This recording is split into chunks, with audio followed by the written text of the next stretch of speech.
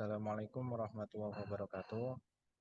Pada kesempatan kali ini, izinkan kami untuk mempresentasikan final project. Untuk pembahasan sendiri, kelompok kita membahas yaitu prediksi delay penerbangan pesawat. Nah, kelompok kami ini terdiri, yang pertama ada saya sendiri, Hamdan Hakul Mukti, kemudian yang kedua ada Ayasi Ulfa Firdaus, terus yang ketiga ada Herman Dwi Yulianto. Nah, untuk lebih lanjutnya, kita masuk pada latar belakang yang akan dijelaskan oleh teman saya, yaitu Ayasi Ulfa. Waktu dan tempat saya persilahkan. Baik, untuk latar belakang kami melakukan prediksi delay penerbangan pesawat karena keterlambatan penerbangan menjadi suatu masalah yang tidak dapat dihindari pada penerbangan komersial. Keterlambatan penerbangan seringkali membuat para penumpang jenuh dalam menunggunya. Selain itu, informasi tentang delay penerbangan juga terlalu mendadak yang menyebabkan banyaknya penumpang sudah sampai di bandara, tetapi pesawat tak kunjung berangkat. Maka dari itu, kami membuat suatu sistem yang dapat memprediksi apakah penerbangan akan delay atau tidak dengan menggunakan data-data riwayat penerbangan sebelumnya. Dan dengan menggunakan algoritma logistik regression dan decision tree, kita dapat mengambil keputusan dengan cepat dan tepat. Untuk selanjutnya akan dijelaskan oleh rekan saya Herman Dwi Yulianto. Oke, baiklah, terima kasih atas waktu yang telah diberikan. Untuk selanjutnya, kita langsung masuk aja ke codingannya. Karena kami tadi itu kan menggunakan algoritma decision tree dan logistic regression gitu. Sebelumnya kita install dulu PySpark-nya seperti biasa ya, install PySpark. Terus untuk selanjutnya di sini kita juga mengimport library. Nah, untuk library yang kita pakai itu ada NumPy, Pandas, OA, PySpark, dan di sini juga kita wajib memasukkan decision tree dan logistic regression. Karena apa? Karena tadi kan dari awal kita mengangkat ini tuh menggunakan decision tree dan logistic regression. Jadi kita wajib untuk memasukkan itu. Untuk yang berikutnya, di sini kita akan menggunakan cluster Spark Local untuk menggunakan semua INDI yang tersedia yang akan diakses oleh objek Spark Session. Nah, ini adalah lokalnya. Itu. Untuk selanjutnya, kita masuk di Basic Data Exploration. Untuk basic data exploration di sini, nanti kita akan menjelajahi informasi seperti berapa banyak catatan, terus tipe datanya itu mana saja, terus nilai yang hilang itu atau missing value-nya itu yang mana aja itu nanti kita akan lihat atau kita explore di basic data exploration ini. Untuk yang pertama, kita baca dulu file CSV-nya dengan nama flag. Terus di sini kita ketikkan beberapa perintah seperti save, header, through, invert, schema, through, value, and gitu. Nah, setelah itu kita masukkan perintah yang berikutnya, yaitu kita print atau kita cetak apa namanya hasil dari flag atau dari data yang telah kita masukin tadi gitu. Dan ternyata di sini kita memiliki data nol. Nah, data nol itu merupakan missing value. Nah, itu berada di forum delay.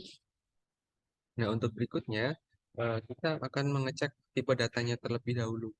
Untuk sebelum kita masuk pada proses data preparation, kita masuk pada ini dulu ya. Kita lihat tipe datanya terlebih dahulu dengan mengetikkan perintah print flag underscore df dot data type. Nah, di sini akan muncul tipe datanya itu seperti apa gitu. Seperti misalkan nih, mon. Nah, mon di sini itu tipe datanya itu adalah integer. Terus berikutnya seperti dom, dow, carrier. Nah, itu semuanya sudah masuk di sini semuanya. Oke, setelah kita mengetahui tipe datanya, kita masuk pada data preparation. Nah, di data preparation ini kita akan menghapus kolom flag terlebih dahulu. Jadi data-data yang kiranya tidak sesuai atau tidak cocok, maka nantinya akan kita hapus terlebih dahulu. Oke, setelah itu kita menampilkan jumlah data yang dihapus itu berapa gitu, dan di sini tertera 200 mohon maaf 258.289 daftar.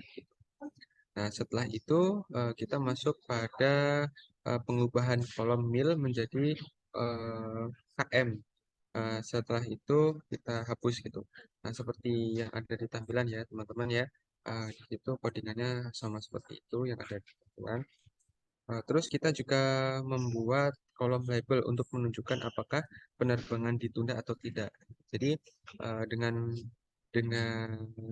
parameter lebih dari 15 menit, maka nanti buat penerbangannya itu bakal ditunda. Tapi kalau kurang dari 15 menit, buat penerbangannya sendiri akan berjalan seperti normal. Nah, lalu setelah itu kita mengecek nih, apakah apa namanya tuh data labelnya itu udah masuk atau belum. Dan ternyata di sini sudah masuk. Dan di sini tertera ya, kalau misalkan satu delay-nya itu lebih dari, di sini kan kasusnya 19 menit, 19 menit itu artinya lebih dari 15 menit, yang artinya penerbangan bakalan di delay. Untuk yang lainnya itu masih aman semuanya. Oke, kita masuk yang selanjutnya. Di sini kita akan membuat pengindekan yang mengidentifikasi kategori dan kemudian membuat kolom baru dengan nilai indeks numerik. Nah, seperti yang ada di kode yang berada di tampilan layar ya. Terus setelah ini semua kita execute atau kita running, maka nanti akan muncul tampilan seperti yang ada di bawah ini. Nah, bedanya apa sih seperti dari yang atas sama yang di bawah ini? Kalau yang di atas tadi kan hanya sampai di label. Nah, untuk yang di bawah ini kita masuk ke tampilan carrier underscore IDX dan ORG underscore IDX. Nah, itu tadi buat pengindekannya itu udah berhasil atau belum dengan cara melihat itu tadi kita lihat dulu data. Oke, ketika itu sudah masuk, kita langsung aja membuat assembler object. Nah, untuk membuat assembler object sendiri, kita tinggal masukin aja ya vektor assembler, terus impulse-nya ini sesuai sama yang ada yang kita pakai. Kalau di sini kan masukin yang ada di sini kan. Seperti itu. Lalu buat outputnya itu adalah feature. Nah, setelah itu kita menggabungkan kolom prediktor. Nah, kolom prediktornya itu kita gabungkan dan setelah itu kita cek apakah semuanya itu sudah berhasil atau belum.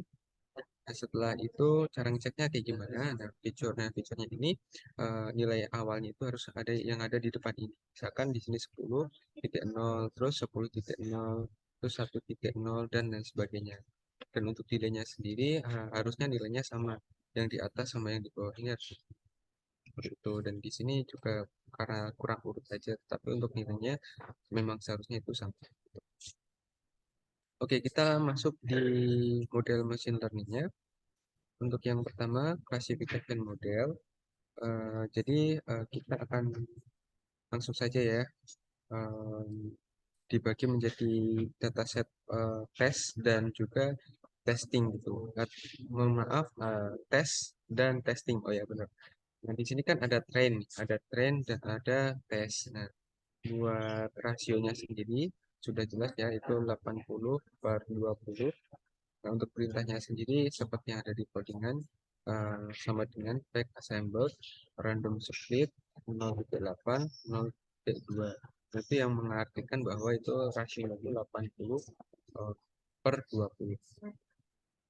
Nah, setelah itu kita periksa apakah set pelatihan memiliki sekitar 80% catatan atau tidak outputnya gitu.